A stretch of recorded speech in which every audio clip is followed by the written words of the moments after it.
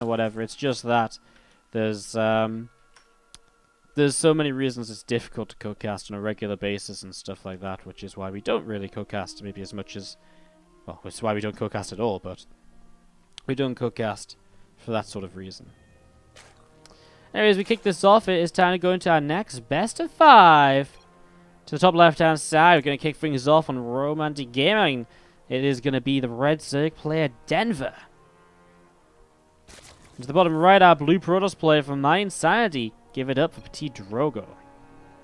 Keep up the good work, says Holden C23, who comes in with an 11-month resub. 1 month away from his 1-year badge. Thank you very much, Holden C23. Can we get some love in the chat, please, for Holden C23? Thank you very much, dude. Do appreciate it. Thank you very much indeed. You know what's crazy? Next month, April, is the month where we had the crazy kind of donation train and sub train. That was the Home Story Cup qualifiers last year. I can't believe that was almost a year ago now. It's kind of crazy. Again, we're going to be casting pretty much every day from now throughout April as well. Probably even through May. I'm going to be doing my best to stay active, keep casting for you guys, and really just not go anywhere. While I love going to events, it's super cool for networking and stuff and doing some other opportunities. It's very important to just keep streaming every day, I think, as much as we can, because otherwise the stream dies. And we just had a little bit of a chat about that before, about how the stream is not doing too great. So we're really going to try and put in the effort the next 2 months. Going to do a lot more YouTube content. Going to do, again, everything it takes. Everything it takes to try and make things happen. Try and keep living the dream. What's up, you Thermal in the chat? Why so handsome, Woody? I don't know, man. Just happens. Just happens. Man, I really feel like the 6-month and the 2-year sub badge are very similar. Might have to change it. I don't know how to change it though and make it look cool. Ugh, I'm so bad at this. I'm so bad at figuring all this stuff out. We'll have to find a way. I've got an okayish idea, but I don't know. Get a bunch of StarCraft emotes. I mean, everyone has StarCraft emotes.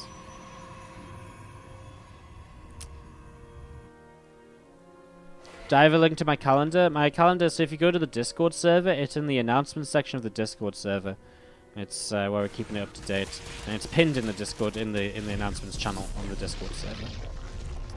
But yeah, StarCraft emotes are kind of cool, but so many people have them. And also the problem is that it's so expensive to get good ones made as well. Like the graphics, to get people to design them and stuff. It's pretty difficult to get them made, I think, more so than anything. Well, not difficult, but expensive. And also, I guess, difficult to find someone good, right? Who isn't so busy. But I will be definitely working on some emotes. I'm going to try and get into contact with some people. But if you've got any cool ideas, again, always open to them. I mean, I'm not against adding some StarCraft emotes. I'm up to adding anything that you guys think would be a cool addition, as we do see Petit Drogo here in the early stages, just setting up in towards that oh-so-loved Archon-based drop in these early stages. What's up, Yorkmark, in the chat as well? Pleb mod. I told you this the other day, that you're a pleb in the best channel of all time. You really didn't get it. Like, where's your sub badge, dude? You're missing out. You could be getting so much good stuff. I don't know what. Because I don't think you really need replay packs because you don't play StarCraft, or don't think you want to play in the sub tourney or anything. But you can join the subscriber channel on Discord. Nah, I don't know. I don't know, man. I'm not taking another quad shot of vodka for you to sub, though. That's done. That's in the past.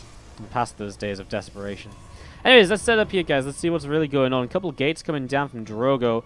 Dark Shrine coming up into play as well. And you do see this Wall Prism will pop out and start heading up the right-hand side of the map. So, Prism going to start heading up the right-hand side.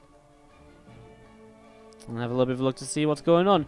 Who's Denver? Asks Dorian Manhattan in the chat. Denver's a Zerg player from France who's really, again, been on the up as of late.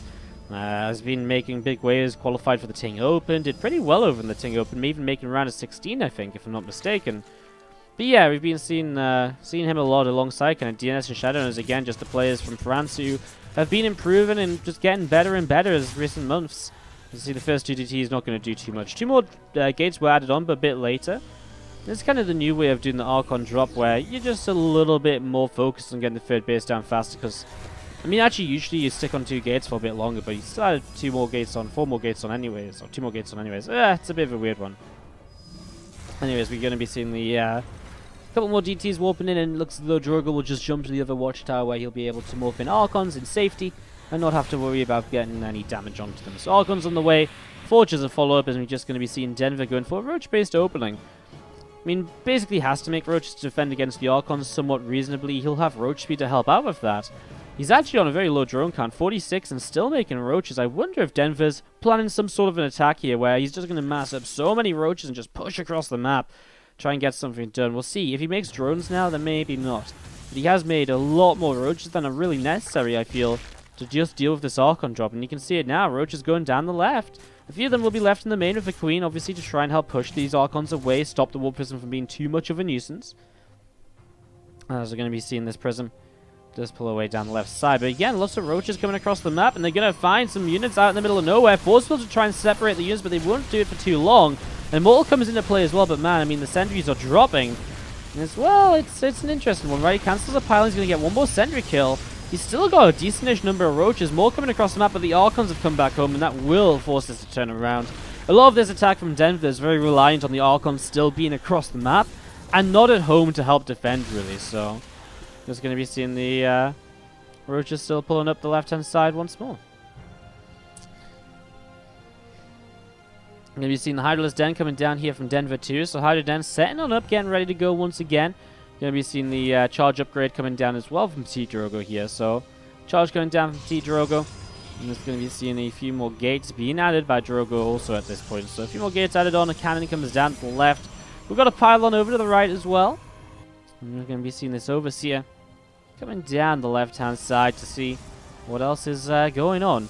A couple of Immortals, a few Stalkers, a couple of Zealots from Drogo as well, just join up together. And actually an Overseer taking quite a lot of damage, just about going to be able to jump away to the side. And that will be about that for now. So Prism back in towards the main. We'll keep up the harassment, of course, as you would expect. We'll not want to stop that at any time soon. You know, the more you harass with this, the better, and he picks off a Queen. So obviously getting value out of this up until now still as well.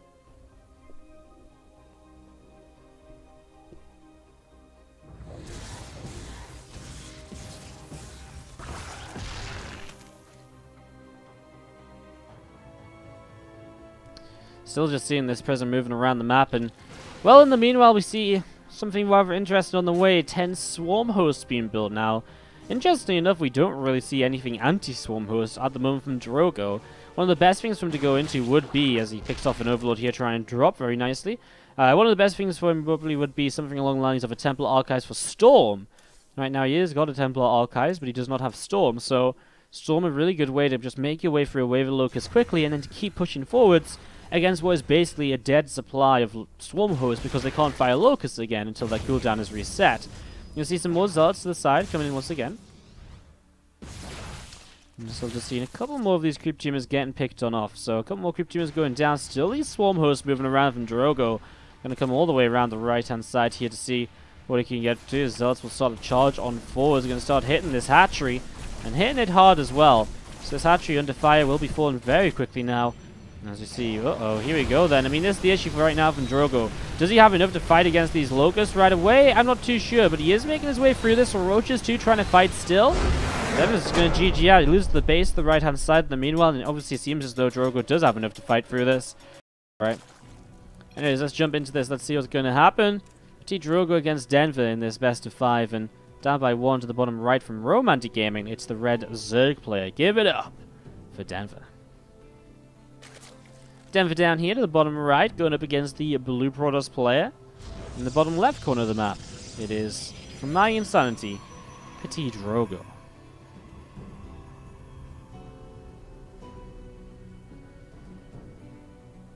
Yeah, let me know how you're doing in the chat today. Appreciate you guys who are chatting away and talking to each other and discussing stuff. Nice to see a bit more activity in the chat. The last few days of streaming has been very, very depressing when it's come to chat activity. It's been like dead in the chat. It's like crazy how quiet it is. So yeah, pretty intense. Drogo just tweeted that he's going to Korea. Really? Drogo as well. I know Sword of did. Oh wow. Drogo's going to? That's so weird. Why are they going to Korea when Challenger League is, like, coming up? I really don't understand this. They're going to Korea, but WCS Challenger League is on the way, like... Do they not want to play in Challenger League, or... I really don't quite understand it. Because they're going to play in Challenger League from the Korean server, like... I don't know. It just doesn't seem very, it just doesn't seem too smart. But I guess, I mean, if they're going to go to Austin anyways after, if they have to pay their own tickets, then they can go from Korea to Austin a bit more easily. And then over to, and then back home. It's kind of crazy, though. Anyways, setting up into this. Looking to see what's going to happen, looking to see what is going on. I've seen Adept on the way out, going to see this Overlord moving forwards. Nothing too ridiculous in the early 2.5 minutes or so of this game. On Saturday, there's the female SC2 tournament. Yeah, that's something I'm not too worried about clashing with, though. I mean, it seems a bit big-headed and a bit kind of sad, and I do try and avoid other people's events when I can, but we've got to stream sometimes. If we avoid everyone's events, we would never stream. So I only try and mostly avoid events which are much larger than me, such as base trade, maybe if Gauntlet are doing something large as well. We try and avoid what we can. It is a busy week through the days. Stuff going on. So I don't know whether that was in response to you poorly informed. So I don't know what point you were trying to make with it. So I don't know what I should have really answered with. I've got a big list of all the events going on in StarCraft that I keep up to date myself, so I can know when stuff's happening, know when to kind of schedule and so on. It's pretty stressful to schedule things a lot of the time. It'd be nice to get some Wardy TV weeklies back on the road though. Get those going once again. But it's again just difficult with VSL and SSL taking up so much of the Korean time zone slots. Maybe we could do some stuff like a little bit later in the day, like instead of like morning starts, like maybe like mid-afternoon starts. Kind of avoid VSL/SSL, and then it's accessible to Koreans and a bit more so to Europeans also. It'd be cool if the SGL Cup came back. I mean, that was an awesome tournament that took place in like the late afternoons. Not late afternoons, like 2 PM CT, 3 PM CT starts. Sort of changed around a little bit. Anyways, sorry, I'm talking so much about other things, not about this game. Stargate is up and an Oracle is on the way. So an Oracle is on the way out, and the Nexus coming down on the third base. So next, dropping down the third, you're going to see this Oracle coming all the way over here. There's a couple of Queens that will come in and start to work their way through this Oracle. A little bit of damage being done, pushing it away to the left-hand side. And, yeah, just going to see that Oracle pushed away from the main base. Melee upgrade on the way down here from Denver as well. Challenger was announced so far in advance, right? Yeah, I mean, they're saying they just booked their tickets now. So, I still find it weird that they're deciding to go to Korea with Challenger coming up, but I guess they just don't put that much value on Challenger League or whatever. I'm not sure what Challenger League actually gives out this year in terms of, obviously qualifies you to Austin or whatever and to the championships, but I'm not sure what gives out in terms of prize money. I didn't read that far. Anyways, we see Lings and Queens here. Good defense from Denver for the most part. Actually, he loses a lot of his Lings, but he does have these Adepts low, so Reinforcement Wave will keep them pushed back. The Queen's pushing the Oracles back too. Really haven't talked much about this game at all, have we? Melee upgrade on the way from Denver, something which we've seen so much of in the ZVP as of late. And does allow him to go in towards the Baneland Nest, and well, with a Lair on the way up and no sign of a Roach-Roar, perhaps we see the Lingbane Hydra that we've seen so much more of as of late, rather than Lingbane Ravager. It's kind of one of those things, if you don't need to build Roaches early, then people have generally been playing Lingbane Hydra. If they do build Roaches anyway, they put them to use and play the Lingbane Ravager instead, so... It's pretty interesting to see the Robo, the Forge, and the Twilight on the way up from Drogo in the main base here, so going in towards that next setup of kind of, well, structures which just kind of allows him to produce what he needs to produce in the coming moments and in the next stages of the game, of course. Now, the Hydra Den is coming up in the natural expansion. And we're going to be seeing there's the Baneland Nest too. So again, Lingbane Hydra, the way we've been seeing people play as of late. I was a little bit critical of this when Stefano was doing it against Petit Drogo back in the Underdog Season 31, but I've come to accept that, well, maybe Hydras aren't quite as bad as I want them to be. There's something about me that's just like, why make Hydras when you can make Ravagers? But, yeah, definitely a lot of Hydras, a lot of Hydra play has been coming up as of late, so... Again, I mean, they got a little bit of a buff right in the patch, so... Makes sense that people are playing with them a bit more and trying to see what they can do. Joker has the great response to this, though. The Temple Archives dropping down, and Storm is really the be-all and end-all of Hydra-based armies. I mean, obviously it's not the be-all and end-all, otherwise people wouldn't just play Hydras, because then they just die to Storms. but it's a great response to it. And if you hit the right storms, it's very difficult for Denver to ever really engage and to ever really make something effective happen. Now, Denver does have transitions available to him. He'll have the Hydralisk Den with the muscular, or, you know, he'll have the Hydralisk Den which he can morph in towards a Lurk Den, for example. He could go open towards a Hive as well. So he's got opportunities to transition out of this. Although a lot of the playstyles we've been seeing as of late have just been continuing to mass up Lingbane Hydra until either the Protoss player rolls over and dies, or until he just makes you roll over and die because he's got way too many Immortals and Archons and you just can't fight through that much tech with Lingbane Hydra. So, tricky to see how this goes, as obviously Denver will be looking towards an aggressive attack sometime soon. Probably will look to hit while +2 finishes, which should line up pretty nicely with the Baneling speed as well. We'll be missing the +1 missile upgrade, but hey, if you always wait for everything, there would never be an opportunity to attack us. We've seen a few of these drones getting picked up. So a few of these drones going down, the depths will actually pick up into the Warp Prism once again right there. There's a Queen and a Hydra just sat to the south side. And sat there and wait to see what's going on next. Oracle's coming back through once more. I'm actually going to see those Oracles sniped down once again by these few Hydras. So let's warp it in as well. We're just going to be seeing still this setup. As a lot of these Lings and Hydras seeing what might happen. A lot of Banes are going to start morphing in right here from Denver.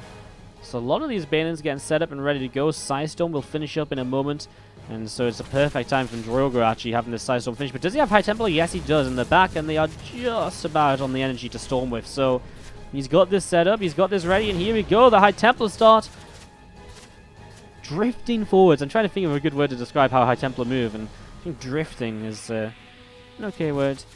Here we go, moving forwards once again, looking for that storm on top of everything, and this might be it right now, because Denver's just sat AFK, although actually ends up pulling back, and it's mostly the Zealots which eat those storms. Not many Banelings in this, we'll see the Hydras maybe thinking to turn around once more, and Drogo can't really chase this too much further.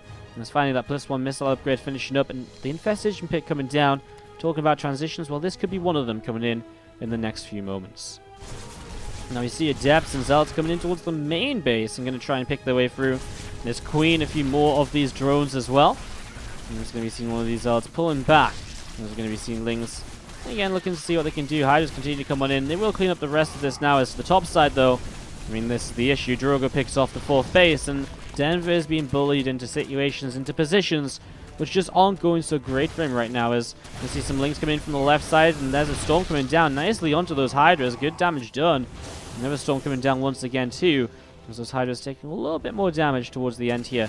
Another warping in the main base. Zealots once more going to charge on forwards and again start picking off a Hydra or two, a Ling or two, and maybe a few more of these drones. And I was going to see these Zerglings still seeing. We're looking to see what else is happening.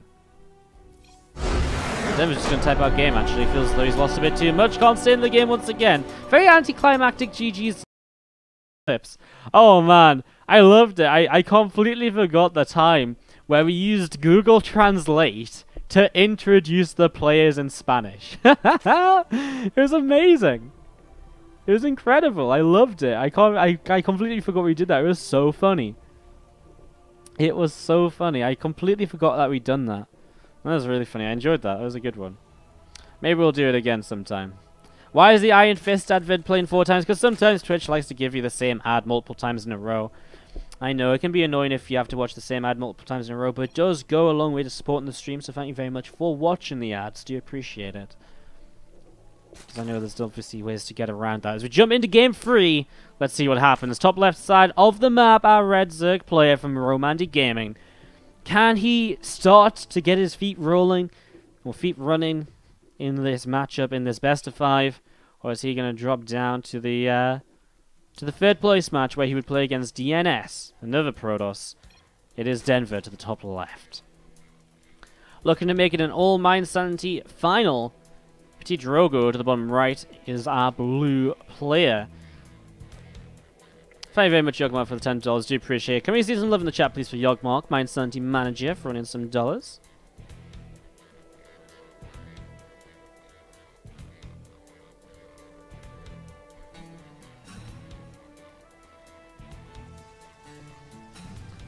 As we just set up and look to see what's going to happen in the near future.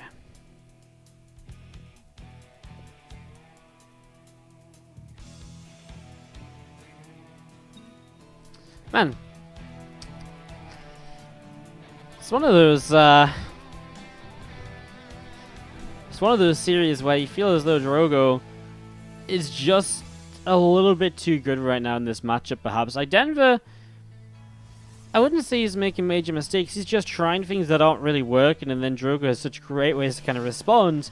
The Denver struggles to kind of keep it alive. It's kind of funny. Obviously, he doesn't seem to enjoy the ZVP matchup. Was doing pretty well in like ZVZ, ZVT though. Again, maybe those are just his stronger matchups at the moment. As we have this Overlord still just moving down towards the lower right. We see the Nexus about to finish. And there's Adept about to pop out of the gateway. So Adept pops out of the gate. We'll start to move across the map. Stalker on the way as well. As this probe from Drogo moves through the center, also coming down towards the bottom right hand side. So probe goes on in towards the bottom right. And you'll see a few Zerglings up here from Denver and a Queen coming towards the front too. So Adept just to scout here initially into Twilight Council follow-up. No Robo, so probably just Resonating Glaives to get us started here in our third game of the series, which has been a pretty common one to play on Abyssal Reef actually. This or just, I guess, the same old Stargates into maybe Skytoss nice and quickly. The Glaives has been quite popular on Abyssal Reef, more so than some of the other maps. Holden C23 in the chat says, I guess we need to find out what Wardy views his dignity is worth by donating enough to make him sing. I mean, sure, that works. Yeah, I don't think I should ever sing. I'm pretty bad at singing. I like to think I'm okay, but I'm terrible. I'm horrible. You know what we should do again, though, sometime? We should do a piano stream again. Right? We should piano stream again sometime. Not that I can play very much still, but we should piano stream once again. It's been like months since we did a piano stream. Like months and months and months. It'd be fun. When can we do a piano stream, do you think? Not sure. Bane Nest drops down from Denver as we see a Pneumatized Carapace coming in. A bit of a faster Bane Nest than before, but I guess because he sees the Resonating Glaives or the Adept count, he's obviously starting to think about that as we see Drogo's going to take the forward third Nexus as well. I guess he's walled off to this side, so a bit easier than taking the kind of third base to the side, of course. We'll make it a bit more, it's a bit more kind of, it's a weird one, I guess, actually. I guess this third base, the Zerg can attack in from here and here if they set it up, which makes a bit of a better concave perhaps than them just attacking through here. I guess this ramp here is a bit narrower too, so I guess it might, in a way, be kind of a safer third. It's a tough one to call. Drogo going to take it anyways, though, as we see 20 Lings on the way up. Already a lot of Lings out, and Drogo is already 4 workers ahead, so he's already achieving a lot with these Adepts, you know, just picking off a Queen, forcing so many Zerglings. In a way, I wonder if Denver's just looking for a big counter Ling Bane attack, because to stay on only 38 drones right now and still be making Zerglings is really just saying that he wants to get very aggressive, I think, very quickly. I mean, still more Lings building. I mean, build starts +1 melee as well, so he's got a follow-up, but man, he's making so many Lings and Banes against these Adepts. Like, I mean, Drogo's still just 4 workers ahead already is pretty nice. Now he's going to get a bit further ahead. He's going to start picking up a few. He actually shades up into the main base. Lings are here to fight, and, well, the Banes are a little bit slow to respond, so mostly the Ling is just going down right now. You see a couple of Adepts in the low ground are actually continue to pick off as well. They actually shade into the left side. Do they survive long enough to get there? They do. More drones going down, and Denver, who cut so many workers already, is now taking so much more damage. And yes, he's going to go for a follow-up all in, but this just means he has to do so much more damage with this upcoming attack to be in an okay-ish position. He's going to try and bust down this one pylon at the front, but man, the sentries, I mean, unless Drogo is asleep right now, this is not going to be great. And Drogo is not asleep. He force fields. I mean, he might lose his third Nexus, so what? He's up 20 workers in the game. He hasn't even got the third Nexus saturated. He's not going to lose any probes. He will actually warp in a couple of Adepts down there, but he doesn't. He's actually got Mothership Core just popping too. In Overcharge, he's still going to lose the Nexus, I mean, no matter what, but still, he's in a great position. His follow-up as Extra Gates finish could just be to kind of go across the map and attack once more. Nice force fields once again, keeping him safe from these Banelings. And another Adept or two just going to morph on in. Still seeing Denver not droning, sitting just 32 to the 44 workers. Not a pretty position to play from as a Zerg, as we see Drogo is just going to re-expand, play it safely. Now again, a Warp Prism up too, just to help him continue to harass, continue to do a little bit more throughout this. And as we do see the, again, some units just sat towards the ramp right now. Going to be seeing a few Zerglings from Denver also. Seeing what he can get up to. A few sentries warping in as well. 1 or 2 more Adepts. Still looking to set this up. Still looking to get this ready to go. And there's the Warp Prism moving out onto the map from Petit Drogo. Actually, just going to see those Zerglings might just stick around here As you do actually see some Bane drops potentially coming down, and that's going to be some dead workers all of a sudden in the main and natural. 17 workers going down. 30 to 26 workers, 7 minutes in game. Not quite where you expect this to be after both players have had third bases for so long, or, well, he once had it for so long. And we're going to see these Lings moving forwards as well. Denver just going to GG though, as Drogo has a few adepts across the map, killing a couple of workers, and Denver's just going to type out Drogo.